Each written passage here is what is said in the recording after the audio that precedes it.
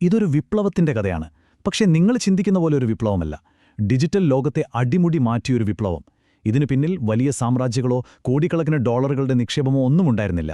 വിശ്വസിക്കാൻ പ്രയാസമായിരിക്കും, പക്ഷേ ഇതെല്ലാം തുടങ്ങിയത് ഫിൻലൻഡിലെ ഒരു വിദ്യാർത്ഥിയുടെ ബെഡ്റൂമിൽ നിന്നാണ്, ഒരു വെറും ഹോബിയായിട്ട്. ഒന്നാലോചിച്ച് നോക്കൂ, ലോകത്തിലെ ഏറ്റവും പവർഫുള്ളായ സെർവറുകളിൽ 96% പ്രവർത്തിക്കുന്നത് ഇതിലാണ്. ഗൂഗിൾ, ആമസോൺ, ഫേസ്ബുക്ക് ഇതെല്ലാം ഇതിനെ ആശ്രയിച്ചാണ് നിൽക്കുന്നത്. എന്നിട്ടും ഇതിന്റെ എല്ലാം തുടക്കം ഒരു വിദ്യാർത്ഥിയുടെ കിടപ്പുമുറിയിൽ നിന്നായിരുന്നു. വലിയ പ്ലാനോ പദ്ധതികളോ ഒന്നുമില്ലാതെ യാദൃച്ഛികമായി സംഭവിച്ചു പോയ ഒരു വിപ്ലവം. അതാണ് ലിനക്സിന്റെ കഥ. അപ്പോ നമുക്ക് കഥ തുടങ്ങാം. ലിനക്സിന്റെ കഥയാണ് പറയുന്നതെങ്കിലും ഇതിന്റെ തുടക്കം ലിനക്സിൽ നിന്നല്ല. അതിനും ഒരു 10 വർഷം മുൻപോട്ട് പോകണം. സോഫ്റ്റ്വെയർ സ്വാതന്ത്ര്യത്തെക്കുറിച്ചുള്ള ഒരു വലിയ ആശയ സംഘടനത്തിൽ നിന്നാണ് എല്ലാത്തിന്റെയും തുടക്കം. നമ്മുടെ കഥ തുടങ്ങുന്നത് 1980-ൽ MITയിലാണ്. അവിടെ ഒരു ലേസർ പ്രിന്റർ എപ്പോഴും ജാമാവുന്നു.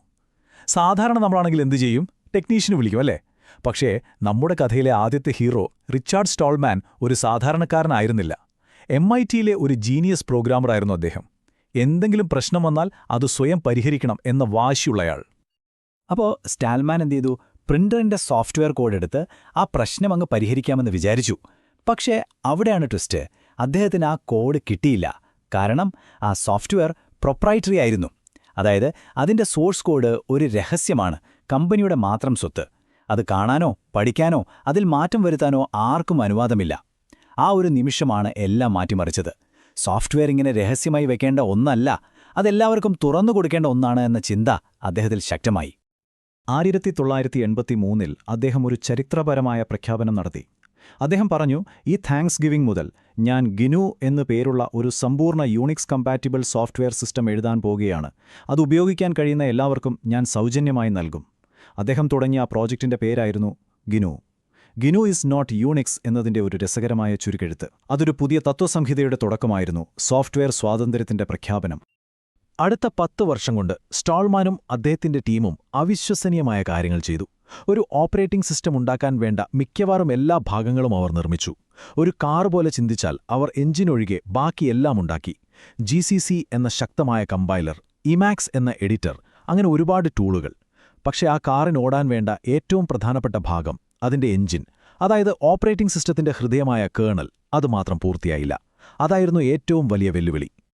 അപ്പോൾ ഗ്നു പ്രോജക്റ്റിന്റെ കാർ എഞ്ചിനില്ലാതെ ഗ്യാരേജിലിരിക്കുകയാണ്. അതേ സമയത്താണ് കഥ അമേരിക്കയിലെ MITയിൽ നിന്ന് യൂറോപ്പിലേക്ക് മാറുന്നത്. കൃത്യമായി പറഞ്ഞാൽ ഫിൻലൻഡിലെ ഹെൽസിങ്കിയിലുള്ള ഒരു വിദ്യാർത്ഥിയുടെ അപ്പാർട്ട്മെന്റിലേക്ക്. ആരും പ്രതീക്ഷിക്കാത്തൊരിടത്തുനിന്ന് ആ എഞ്ചിൻ വരാൻ പോവുകയായിരുന്നു. അങ്ങനെയാണ് നമ്മൾ നമ്മുടെ കഥയിലെ രണ്ടാമത്തെ ഹീറോയെ കാണുന്നത്. ലിനസ് ടോർവാൾഡ്സ് 1991-ൽ 21 വയസ്സ് മാത്രം പ്രായമുള്ള ഒരു കമ്പ്യൂട്ടർ സയൻസ് വിദ്യാർത്ഥി. അദ്ദേഹത്തിന് ഒരു പുതിയ 386 കമ്പ്യൂട്ടർ കിട്ടി. അതിന്റെ ഉള്ളിൽ എന്താണ് നടക്കുന്നതെന്ന് പഠിക്കാൻ അദ്ദേഹത്തിന് ഭയങ്കര ആഗ്രഹമായിരുന്നു. പക്ഷെ പഠിക്കാൻ ഉപയോഗിച്ചിരുന്ന മിനിക്സ് എന്ന ഓപ്പറേറ്റിംഗ് സിസ്റ്റത്തിന് ഒരുപാട് പരിമിതികളുണ്ടായിരുന്നു. അതുകൊണ്ട് ലിനസ് എന്ത് ചെയ്തു? വെറുതെ ഒരു രസത്തിന്, ഒരു ഹോബിക്ക് സ്വന്തമായൊരു ചെറിയ കേണൽ എഴുതാൻ തുടങ്ങി. 1991 ഓഗസ്റ്റ് 25 ഒരു ചരിത്ര ദിവസമാണ്. അന്ന് അദ്ദേഹം ഇന്റർനെറ്റിലെ ഒരു ഫോറത്തിൽ ഒരു ചെറിയ മെസ്സേജ് പോസ്റ്റ് ചെയ്തു. ഇങ്ങനെയായിരുന്നു അത്: എല്ലാവർക്കും നമസ്കാരം, ഞാനൊരു സൗജന്യ ഓപ്പറേറ്റിംഗ് സിസ്റ്റം ഉണ്ടാക്കുകയാണ്. ഇതൊരു വെറും ഹോബിയാണ്. ഗ്നു പോലെ വലുതും പ്രൊഫഷണലുമൊന്നുമാകില്ല. മിനിക്സിൽ ആളുകൾക്ക് ഇഷ്ടമുള്ളതും ഇല്ലാത്തതുമായ കാര്യങ്ങളെക്കുറിച്ച് ഫീഡ്ബാക്ക് തന്നാൽ നന്നായിരുന്നു. ആ വാക്കുകളിലെ വിനയം നോക്കൂ. താൻ തുടങ്ങിവെക്കുന്നത് എന്താണെന്ന് അദ്ദേഹത്തിന് പോലും ഒരു ഐഡിയയും ഉണ്ടായിരുന്നില്ല. ഈ ഹോബി പ്രോജക്റ്റിനൊരു പേര് വേണ്ടേ? ലിനസ് അതിന് തമാശക്ക് ഫ്രീക്സ് എന്നൊരു പേര് കണ്ടുവച്ചു. പക്ഷെ അദ്ദേഹം ഈ ഫയലുകൾ അപ്ലോഡ് ചെയ്ത സെർവറിന്റെ അഡ്മിന് ആ പേര് അത്ര ഇഷ്ടപ്പെട്ടില്ല. അയാൾ സ്വന്തം ഇഷ്ടത്തിന് ആ ഫോൾഡറിന്റെ പേര് മാറ്റി. ലിനസിന്റെ പേരിൽ നിന്ന് ലിനക്സ് എന്നും യുണിക്സിന്റെ ഓർമ്മയ്ക്കൊരു എക്സും ചേർത്ത് ലിനക്സ് എന്നാക്കി. ആ പേരങ്ങ് ക്ലിക്കായി. ലിനസ് പോസ്റ്റ് ചെയ്ത ആ ഒരു മെസ്സേജ് ഒരു ചെറിയ തീപ്പൊരിയായിരുന്നു. അത് ലോകമെമ്പാടുമുള്ള പ്രോഗ്രാമർമാർക്കിടയിൽ കാട്ടുതീ പോലെ പടർന്നു. അതോടെ സോഫ്റ്റ്വെയർ ഉണ്ടാക്കുന്ന രീതി തന്നെ മാറി. അടച്ചിട്ട മുറികളിൽ രഹസ്യമായി ചെയ്തിരുന്ന പണി ഒരു തുറന്ന ചന്തയിലേക്ക്, ബസാറിലേക്ക് ഇറങ്ങിവന്നു. ഈ വ്യത്യാസത്തെ കത്തീഡ്രലും ചന്തയും എന്നാണ് വിശേഷിപ്പിക്കുന്നത്. പഴയ രീതി, അതായത് കത്തീഡ്രൽ മോഡൽ എങ്ങനെയായിരുന്നു? ഒരു ചെറിയ ഗ്രൂപ്പ് ആളുകൾ രഹസ്യമായി ഒരു പ്ലാൻ അനുസരിച്ച് പതുക്കെ സോഫ്റ്റ്വെയർ ഉണ്ടാക്കുന്നു. പക്ഷേ ലിനക്സ് വന്നത് ചന്തയുടെ രീതിയുമായിട്ടാണ്. ബഹളമയമായ ഒരു ചന്ത പോലെ. ആയിരക്കണക്കിന് ആളുകൾ ഒരുമിച്ചു കൂടുന്നു. കോഡ് പരസ്യമായി വികസിപ്പിക്കുന്നു. റിലീസുകൾ പെട്ടെന്ന് വരുന്നു. ഇതിന്റെ അടിസ്ഥാന തത്വം വളരെ സിമ്പിളായിരുന്നു. മതിയായ കണ്ണുകളുണ്ടെങ്കിൽ എല്ലാ ബഗുകളും നിസ്സാരമാണ്. അതായത് ഒരുപാട് പേർ ഒരുമിച്ച് നോക്കിയാൽ ഏതു പ്രശ്നവും വേഗം കണ്ടുപിടിച്ച് പരിഹരിക്കാം. ഈ ഒരു ഐഡിയ സോഫ്റ്റ്വെയർ ലോകത്തെ മാറ്റിമറിച്ചു. പിന്നീടുള്ള വളർച്ച ശരിക്കുമൊരു വിസ്ഫോടനമായിരുന്നു. നോക്കൂ, 1991-ൽ ലിനക്സ് വെറുമൊരു ഹോബിയായിട്ട് തുടങ്ങിയ പ്രൊജക്റ്റ് 1992-ൽ അദ്ദേഹം ഗ്നൂവിന്റെ GPL ലൈസൻസ് സ്വീകരിച്ചു. അതോടെ സ്റ്റാൾമാന്റെ ആശയങ്ങളും ലിനക്സിന്റെ കേർണലും ഒന്നിച്ചു. 93-ൽ സ്ലാക്ക്വെയർ പോലുള്ള ഡിസ്ട്രിബ്യൂഷനുകൾ വന്നു. അതോടെ സാധാരണക്കാർക്കും ലിനക്സ് ഇൻസ്റ്റാൾ ചെയ്യാൻ എളുപ്പമായി. വെറും 8 വർഷം കഴിഞ്ഞ് 1999-ൽ റെഡ് ഹാറ്റ് എന്ന ലിനക്സ് കമ്പനി അമേരിക്കൻ സ്റ്റോക്ക് മാർക്കറ്റിൽ ഒരു വമ്പൻ IPO നടത്തി. അന്ന് ലോകം തിരിച്ചറിഞ്ഞു ഈ ഹോബി കോടിക്കണക്കിന് ഡോളർ വിലയുള്ള ഒരു ബിസിനസ്സാണെന്ന്. എന്നാൽ എല്ലാവരും ഈ വളർച്ചയിൽ അത്ര ഹാപ്പിയായിരുന്നില്ല. ലിനക്സ് പഠിക്കാൻ പ്രചോദനമായ മിനിക്സ് ഉണ്ടാക്കിയ ആൻഡ്രൂ ടാനൻബോം തന്നെ ലിനക്സിനെതിരെ രംഗത്തു വന്നു. ലിനക്സിന്റെ ഡിസൈൻ മോശമാണെന്നൊക്കെ പറഞ്ഞ് ഒരു വലിയ ഓൺലൈൻ സംവാദം തന്നെ നടന്നു. പക്ഷെ രസകരമായ കാര്യം എന്തെന്നാൽ ഈ വിവാദം കാരണം ലിനക്സ് എന്ന പേര് കൂടുതൽ പ്രശസ്തമാവുകയാണ് ചെയ്തത്. അപ്പോൾ സംഭവിച്ചതെന്താണെന്ന് വെച്ചാൽ ഒരു തികഞ്ഞ പങ്കാളിത്തമാണ് അവിടെ യാദൃശ്ചികമായി രൂപപ്പെട്ടത്. ഗ്നോ പ്രോജക്റ്റിന്റെ കയ്യിൽ ഒരു സൂപ്പർ കാറിന്റെ ബോഡിയും ടൂൾസും എല്ലാം ഉണ്ടായിരുന്നു, പക്ഷേ എഞ്ചിനില്ലായിരുന്നു. ലിനസ് ടോർവാൾഡ്സ് സ്വന്തമായി ഒരു കിടിലൻ എഞ്ചിനുണ്ടാക്കി, പക്ഷേ അതിനിടാനൊരു കാർ ബോഡിയും ഇല്ലായിരുന്നു. ഈ രണ്ടും കൂടി ചേർന്നപ്പോൾ ലോകത്തിന് പൂർണ്ണമായും സ്വതന്ത്രവും ശക്തമായ ഒരു ഓപ്പറേറ്റിംഗ് സിസ്റ്റം കിട്ടി. അതുകൊണ്ടാണ് പലരും ഇതിനെ വെറും ലിനക്സ് എന്നല്ല, ഗ്നോ ബാർ ലിനക്സ് എന്ന് വിളിക്കുന്നത്.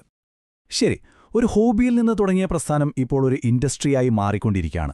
അപ്പോൾ സ്വാഭാവികമായും എന്ത് സംഭവിക്കും? അതുവരെ മാർക്കറ്റ് ഭരിച്ചിരുന്ന വലിയ കമ്പനികൾക്ക് ഇതൊരു ഭീഷണിയായി.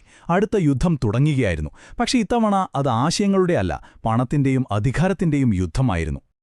അതിനിടയിലാണ് 2000-ൽ എല്ലാവരെയും ഞെട്ടിച്ചുകൊണ്ട് ഒരു പ്രഖ്യാപനം വരുന്നത്. ടെക് ലോകത്തെ ഭീമനായ IBM ലിനക്സിൽ $1 ബില്യൺ നിക്ഷേപിക്കാൻ പോകുന്നു. ഒന്നാലോചിച്ച് നോക്കൂ, $1000 മില്യൺ. അതൊരു സന്ദേശമായിരുന്നു. ഈ ഹോബി പ്രൊജക്റ്റ് ഇനി കളിയല്ല, ബിസിനസ് ലോകത്തിന് ഇത് സീരിയസായി എടുക്കാം എന്നതിന്റെ വ്യക്തമായ സന്ദേശം. IBM കൂടെ വന്നപ്പോൾ മറ്റൊരാൾക്ക് ശരിക്കും പേടി തുടങ്ങി. അത് മൈക്രോസോഫ്റ്റ് ആയിരുന്നു. അവരുടെ അന്നത്തെ CEO സ്റ്റീവ് ബാൽമർ പറഞ്ഞത് കേൾക്കൂ. ലിനക്സ് ഒരു ക്യാൻസറാണ്. അത് തൊടുന്ന എല്ലാറ്റിനെയും അത് നശിപ്പിക്കും. ആ വാക്കുകളിൽ നിന്ന് തന്നെ അവരുടെ ഭയം വ്യക്തമാണ്. ലിനക്സിനെതിരെ ഭയവും സംശയവും പ്രചരിപ്പിക്കാൻ അവർ വലിയൊരു ക്യാമ്പയിൻ തന്നെ തുടങ്ങി. അപ്പോൾ ഒരു വശത്ത് IBMന്റെ ഭീമൻ പിന്തുണ, മറുവശത്ത് മൈക്രോസോഫ്റ്റിന്റെ ശക്തമായ എതിർപ്പ്. പക്ഷേ ലിനക്സ് നേരിട്ട ഏറ്റവും വലിയ ഭീഷണി ഇവരിൽ നിന്നൊന്നുമായിരുന്നില്ല. ഒരു നിയമയുദ്ധം കൊണ്ട് ഈ പ്രസ്ഥാനത്തെ മൊത്തത്തിൽ ഇല്ലാതാക്കാൻ കഴിയുമോ? അതായിരുന്നു അടുത്ത ചോദ്യം. 2003-ൽ SEO ഗ്രൂപ്പ് എന്നൊരു കമ്പനി IBMനെതിരെ കേസ് കൊടുത്തു. അവരുടെ ആരോപണം വളരെ ഗുരുതരമായിരുന്നു. IBM അവരുടെ രഹസ്യ യുണിക്സ് കോഡ് മോഷ്ടിച്ച് ലിനക്സിൽ ചേർത്തുവെന്ന്. ഇത് ശരിയാണെന്ന് കോടതി കണ്ടെത്തിയാൽ ലിനക്സ് നിയമവിരുദ്ധമാകും. ഓരോ യൂസറും കോടിക്കണക്കിന് ഡോളർ നഷ്ടപരിഹാരം കൊടുക്കേണ്ടിവരും. ചുരുക്കി പറഞ്ഞാൽ ലിനക്സ് എന്ന സംഭവം തന്നെ അവസാനിക്കും. അതൊരു നിലനിൽപ്പിനായുള്ള യുദ്ധമായിരുന്നു. പക്ഷേ അപ്പോഴാണ് ലിനക്സിന്റെ യഥാർത്ഥ ശക്തി ലോകം കണ്ടത്. അതതിന്റെ കോഡിലായിരുന്നില്ല, അതിന്റെ പിന്നിൽ അണിനിരന്ന കമ്മ്യൂണിറ്റിയിലായിരുന്നു. ലോകം മുഴുവനുമുള്ള ഡെവലപ്പർമാരും കമ്പനികളും ലിനക്സിനു വേണ്ടി ഒന്നിച്ചു. വർഷങ്ങൾ നീണ്ട പോരാട്ടത്തിനൊടുവിൽ സത്യം ജയിച്ചു. SEOയുടെ വാദങ്ങൾ കള്ളമാണെന്ന് കോടതി വിധിച്ചു. ലിനക്സ് പ്രോജക്റ്റ് സുരക്ഷിതമായി. അങ്ങനെ നിയമയുദ്ധത്തിലും ലിനക്സ് വിജയിച്ചു. പക്ഷേ ഒരു കാര്യത്തിൽ ലിനക്സ് വിജയിച്ചില്ല. സാധാരണക്കാരുടെ ഡെസ്ക്ടോപ്പ് കമ്പ്യൂട്ടറുകളിൽ വിൻഡോസിനെ തോൽപ്പിക്കാൻ അതിന് കഴിഞ്ഞില്ല. പക്ഷേ അതായിരുന്നില്ല അതിന്റെ വിധി. ലിനക്സിന്റെ യഥാർത്ഥ വിപ്ലവം നമ്മൾ കാണാത്തൊരിടത്തായിരുന്നു. ഒരു അദൃശ്യ വിപ്ലവം. അപ്പോൾ ലിനക്സ് എവിടെയാണ് വിജയിച്ചതെന്നല്ലേ? നിങ്ങളിപ്പോൾ ഇന്റർനെറ്റ് ഉപയോഗിക്കുന്നതിന്റെ ഭൂരിഭാഗവും പ്രവർത്തിക്കുന്നത് ലിനക്സിലാണ്. ഗൂഗിൾ, ഫേസ്ബുക്ക്, ആമസോൺ, അവരുടെ എല്ലാം സർവറുകൾ, ലോകത്തിലെ ഏറ്റവും വേഗതയേറിയ 500 സൂപ്പർ കമ്പ്യൂട്ടറുകളിൽ ഏതാണ്ട് എല്ലാം തന്നെ ലിനക്സിലാണ്. ന്യൂയോർക്ക് സ്റ്റോക്ക് എക്സ്ചേഞ്ച് ഓടുന്നത് ലിനക്സിലാണ്. നിങ്ങളുടെ കാറിലെ സ്ക്രീൻ, നിങ്ങളുടെ സ്മാർട്ട് TV, എന്തിനേറെ നിങ്ങളുടെ കയ്യിലിരിക്കുന്ന കോടിക്കണക്കിന് ആൻഡ്രോയിഡ് സ്മാർട്ട് ഫോണുകൾ, അതിന്റെ എല്ലാം ഹൃദയം ലിനക്സ് ആണ്. ഡെസ്ക്ടോപ്പ് പിടിച്ചെടുക്കുന്നതിന് പകരം ലിനക്സ് ഈ ലോകത്തിന്റെ ഡിജിറ്റൽ നട്ടെല്ലായി മാറി. ലിനക്സിന്റെ കഥ നമ്മളെ പഠിപ്പിക്കുന്ന ഒരു കാര്യമുണ്ട്. ലോകത്തെ മാറ്റിമറിക്കുന്ന വലിയ ആശയങ്ങൾ എപ്പോഴും വലിയ കമ്പനികളിൽ നിന്നോ ഗവൺമെന്റുകളിൽ നിന്നോ വരണമെന്നില്ല. ചിലപ്പോൾ അത് ഒരു ജാമായ പ്രിന്ററിനോടുള്ള ദേഷ്യത്തിൽ നിന്നാവാം, അല്ലെങ്കിൽ ഒരു പുതിയ കമ്പ്യൂട്ടറിനെക്കുറിച്ച് പഠിക്കാനുള്ള ഒരു വിദ്യാർത്ഥിയുടെ കൗതുകത്തിൽ നിന്നാവാം. അങ്ങനെ നോക്കുമ്പോൾ ഒരു ചോദ്യം ബാക്കിയുണ്ട്. ലോകത്തെ മാറ്റിമറിക്കാൻ പോകുന്ന അടുത്ത ഹോബി ഏതായിരിക്കും? ഒരുപക്ഷെ അത് നിങ്ങളിൽ ആരുടെയെങ്കിലും ആയിരിക്കാം.